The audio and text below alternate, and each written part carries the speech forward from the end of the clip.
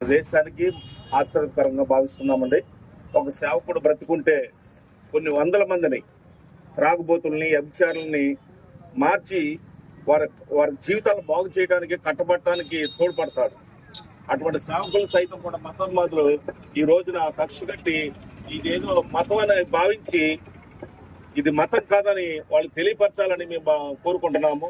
ఇది ప్రేమతో యేసే మమ్మల్ని ప్రేమించిన ప్రేమతో ఈ ప్రేమను మేము ప్రజలకు పంచిపెట్టాలని ఆశతో మరి ప్రవీణ్ లాంటి సేవకులందరూ కూడాను ముందుకొచ్చి ఈ సమాజాన్ని మార్చాలన్న ఆశ కలిగి జీవిస్తుండగా అటువంటి వారిని మరి చంపడం అనేది చాలా ఘోరం అండి.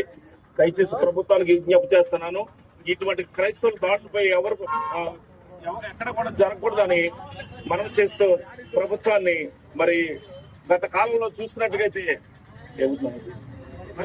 మణిపూర్ లో కూడా ఇంతనే చాలా బాధాకరంగా జరిగింది. కర్ణాటకలో కూడాను చాలా అక్కడ ఇజ్రాయెల్ కూడాను అక్కడ బాధాకరంగాను చేశారండి.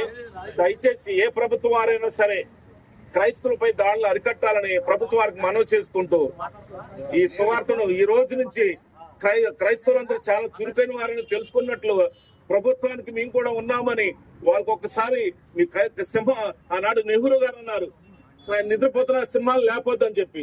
నిజంగా క్రైస్తవులు సింహాలు లాంటి వారు లెగిస్తే ఏ ప్రభుత్వం ఆగదని మనం చేస్తూ క్రైస్తవుల మీద దాడులు ఖండించాలని ప్రభుత్వానికి మరొకసారి మా క్రైస్తవ సమాజం తరఫున వినయపూర్వకంగా వారికి అర్థిస్తున్నాం. ఈ కొద్ది మాటలు దీవించుకుందాం.